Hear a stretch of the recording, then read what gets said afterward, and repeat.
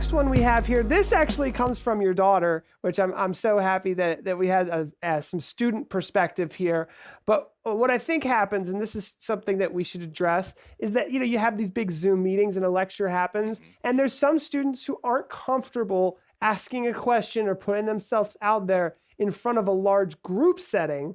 But teachers are learning, well, if I can offer a one-on-one, students will open up more and it's more productive for some folks. Is that what you've kind of seen out there?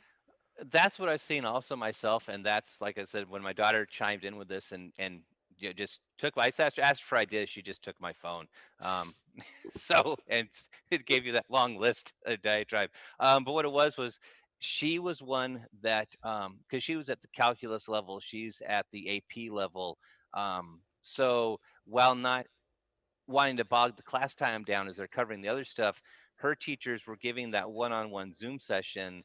And even though it was just 15, 20 minutes, it gave them something to where, okay, I didn't want to interrupt you here. I didn't want to stop the class here. Or in my case with some of my students, when I did a few one-on-ones, it was a straight, I didn't know how to ask this question, but I'm stuck with this, which was also great with cams because they'd hold the question right up to the camera.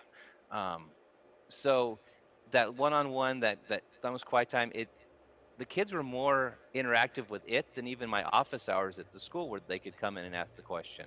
So having your Zoom session and then offering that, hey, I'll stick around, or hey, I'll have one-on-ones afterwards if you need to come and talk to me, they were golden to many students because it helped them get out of their shell and risk the question they didn't want to ask in public.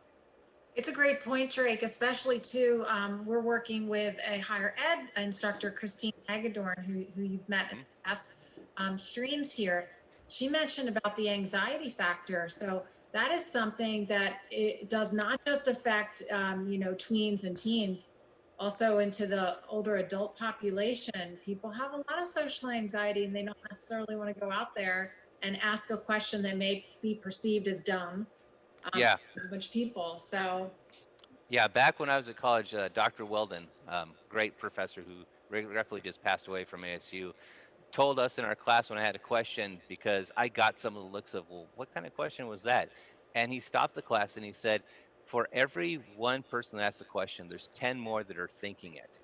And the thing is even with these social, with the Zoom meetings and all that, you're looking at a lot of screens that feel like they're looking right at you. It's as opposed to a classroom where you're kind of blended in with everyone looking out. So, like my daughter said, this allowed her to talk one-on-one with the teacher without 50 faces looking back at her.